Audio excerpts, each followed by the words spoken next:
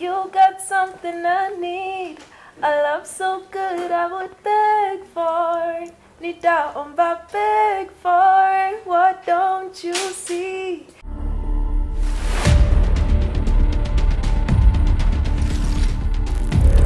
And welcome to another episode, Moto Sana Cities and Digital. My name is Kabuga, and today I'm chilling with the Kenyan. She's a lover girl. She's Kenya's lover girl. That's the name that they give her out here. We shall know just why they call her that. But clearly, if you listen to her music, you definitely know why they call her that. Her name is Njerae, right here with me. And she's taller than I actually thought. Now, this is a very, very accomplished woman. And she's saying she's on her way to the top, man. You've seen her in concerts. You've seen her music videos. She's doing everything. We are sitting with Njerae today. Let's catch up on her music, on her inspirations, and where she is going next in this super beautiful journey that she's currently on. Njerae, karibu sana kwa show. I was going to speak about your EPs, your recent EP, your album from 2022, Akisioni as well. We're going to talk about that, but first, let's talk about the fact that you're actually taller than we think. Wewe ni mrefu. People tell you that actually. All the time. That's like the first thing people say. Yeah, because in your videos and in your photos, you do not appear. I look short. Yeah, you do. So, I'm a tall girlie. okay, all right. Well, that's cool. Njerae, Njeri. Some of us cannot really. How do we call you? And what's the inspiration behind your name, for instance? My name is Njerae. When I was growing up, I was surrounded by people who didn't know how to pronounce the name Njeri. The name Njeri, yeah. So they used to call me Njerae because of the I.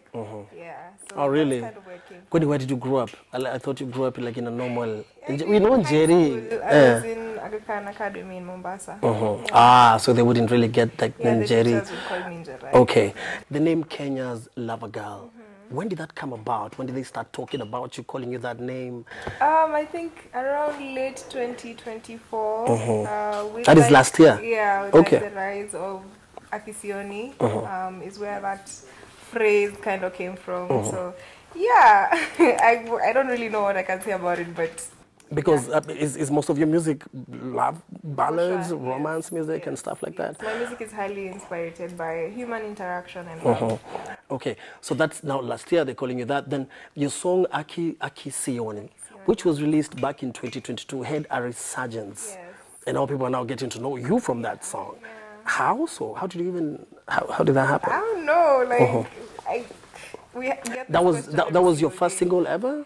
No, oh, you had another song. It wasn't even like a focus song in the album. Like Akisioni was just. You're talking about the album Unintentional. Yes, true. Yes. I don't know. Akisioni was just another song in the album. Then I don't know where and when it just blew up. Just kind of, started getting all this attention. So, yeah. What do you mean you do not know? Maybe there's something inside the song. There's some message in the song. Okay. But I don't really know why. 2 years later is when it's starting to get all of this attention, and if I could know, why it's getting on, so I can put all that.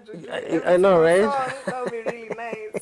You released an EP in 2025 called 4-Letter Word. Yes. What's up with the title? What was that mean? I wanted to release. Okay, so now after being called Kenya's lover girl, I wanted to release something during Valentine's season. That's lover season, and it's only appropriate, you know.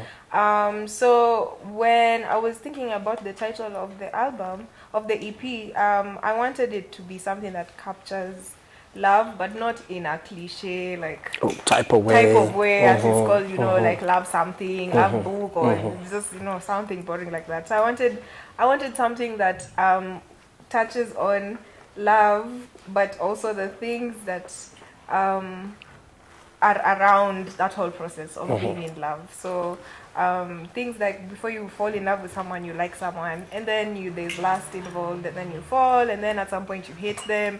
And I'm thinking about and that's all 4-letter words, actually, interestingly. Those are all 4-letter words, so it's very appropriate for me to call it 4-letter words. Do you normally get the privilege? I know you're signed to Universal Music Group. Do you get the privilege to actually name your albums and your EPs, or is there a creative team behind you that actually does that for you? I do that myself. It's actually the thing I hate the most. Why do you hate that? It's creative. It's beautiful. Titles. Oh, That's okay. the thing I work on. It's the last thing that I do, because it's never the thing that I'm thinking about, unless the title is what inspires the song. But like with 4-letter word, it's actually, we were actually talking about it yesterday. It's a very crazy story because we were coming from a show, I think, and it was the middle of the night. And within like 200 meters of like the journey, I came from not knowing what the EP will be called to knowing what the EP will be called. Oh my gosh, 4-letter word. Yeah. What was the reception from your team, from your crew? Did they like it? They say, I'm not very sure about it. No one hated it. Okay.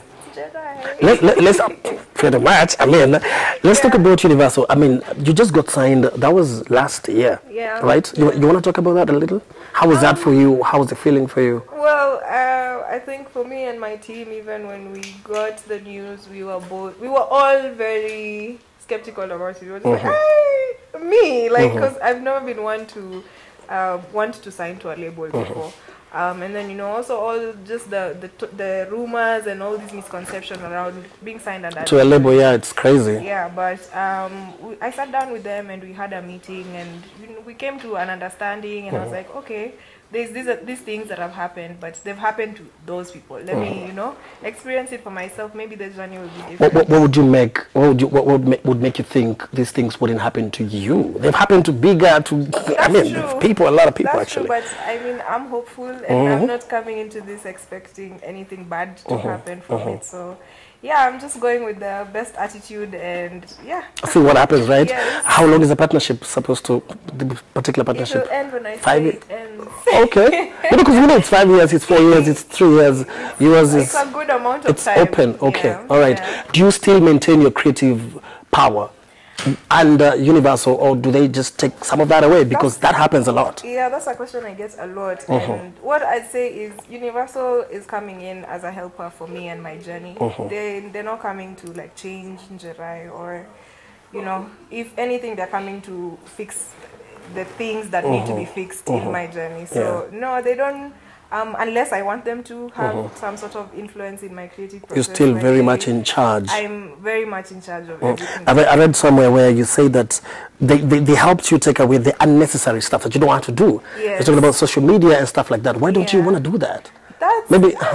Guys, so they get to do that for you, or captions is that's so crazy. Annoying. I know. Like those are things that I just used to hate so much. So just knowing that, okay, me, I just have to either look cute for a picture, you know, and not have to stress about those so many things. Yeah, it feels nice because my stronghold is in the music, and those are the things I had to do them because I wanted the music to flourish. And now I don't have to do them by myself. Someone does. You have a team that does that for you.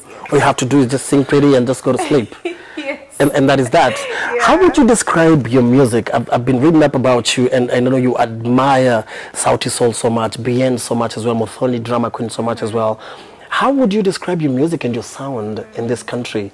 And do we have so many of you here? Well, I think we're starting to have a lot of difference in the kind of music that's coming out of Kenya, because the young generation is very creative driven, I think. So yeah, I think there are a lot of Njeraes out there. So many Njeraes that are being born every day.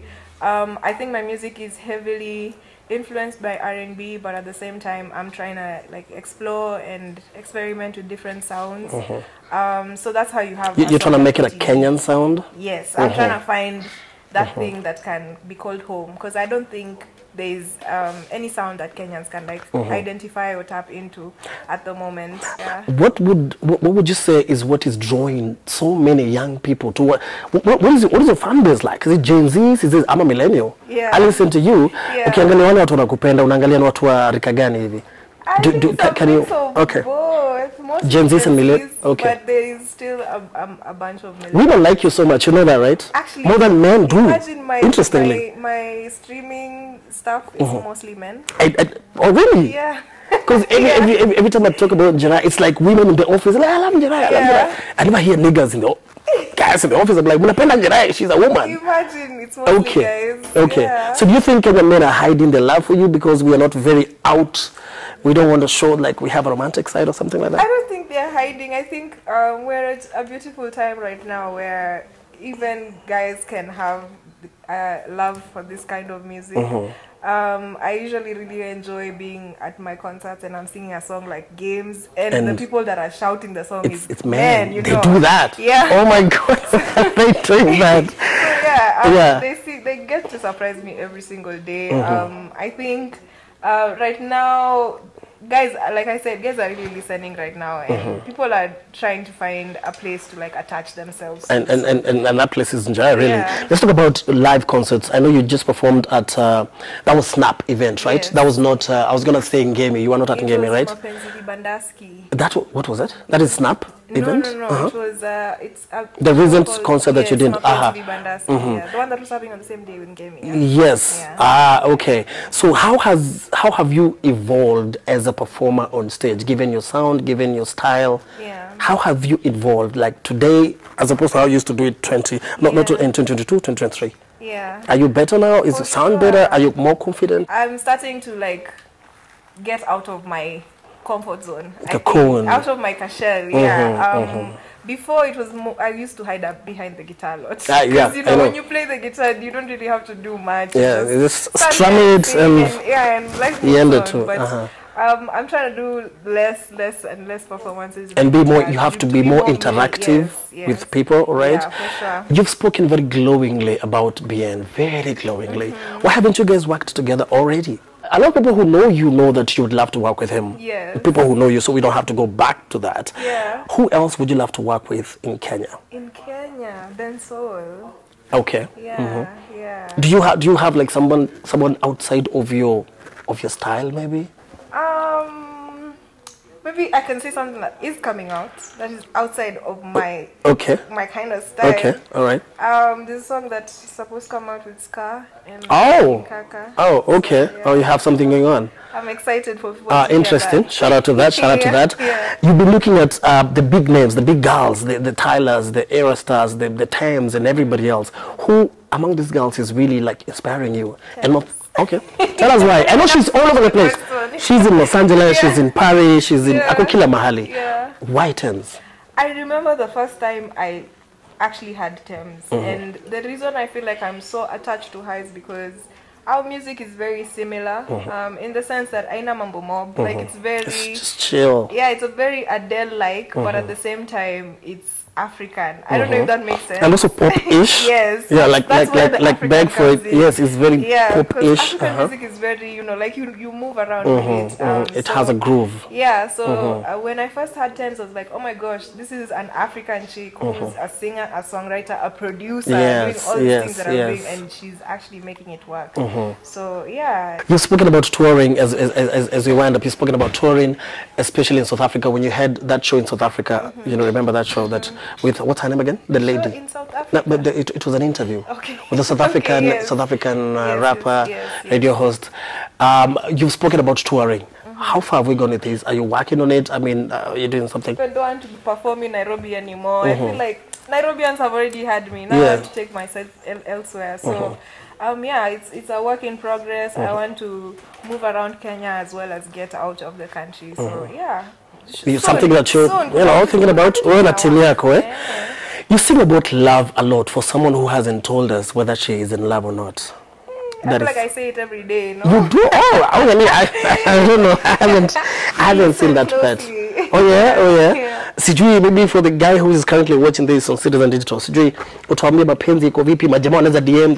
Kwa sana na muziki yangu naipenda sana. Because I was gonna tell you, because I'm on Twitter a lot. Yeah. When you did the video for Beg for It with Mordecai, there were rumors that I want you to address this right now. Kuna kitu kati yako na Mordecai. Between me and Mordecai. Guys on Twitter were just bantering about that the entire day. I uploaded a BTS video on my stories, and I said nothing, and you guys jumped to conclusions. That's what happens. Nothing happens. That is for the fans, though. Not Mordecai and I are just friends, guys. Hakuna mtu anaangalia kwa industry unamwona kwa pale sijui vipi. Mordecai. Well, maybe I want you to just look at the camera and then give us just a little nice, beautiful voice from Beg for It. Actually, Beg for It, before you actually give us a tune from that, it's drawn from personal things. Just creative or something you go through. Well, a bit of both. You know, I'm an observer, so I like to listen to a lot of people's stories and whatnot, and I pick a lot of things from even when I watch like movies and whatnot. And the thing that kind of inspired Beg for It, the thing that made me write the song was that first line. Just like the sunrise in the morning.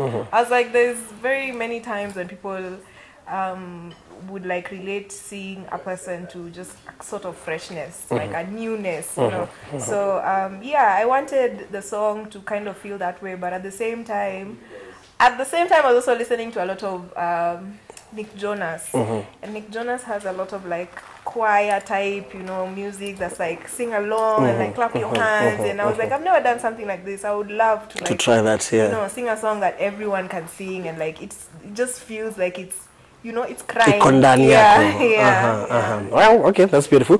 Nataka angalia camera, utupatie verse kidogo tu ya kwanza kuanzia Beg for It ama ya mwisho katikati, whatever. Just sing something nice. Please, you got something I need. A love so good I would beg for. Nitaomba beg for. What don't you see? See, I'll go down on my knees for your love so good I would beg for. Nitaomba beg for. Beautiful. I love that. I'm sure you all love Njerae. I mean, what is not to love about this amazing, amazing, amazing, beautiful soul with a beautiful voice and beautiful everything. This is Citizen Digital. Remember to catch Njerae on all her social media platforms. You can keep up with her, know where she's performing next, her new music, her new EPs, her new everything. And definitely she's coming to a town near you. Not just Nairobi, or Mombasa, or Kitui, or Kisumu. She's coming to your town. This was Citizen Digital. Once again, my name is Kabuga.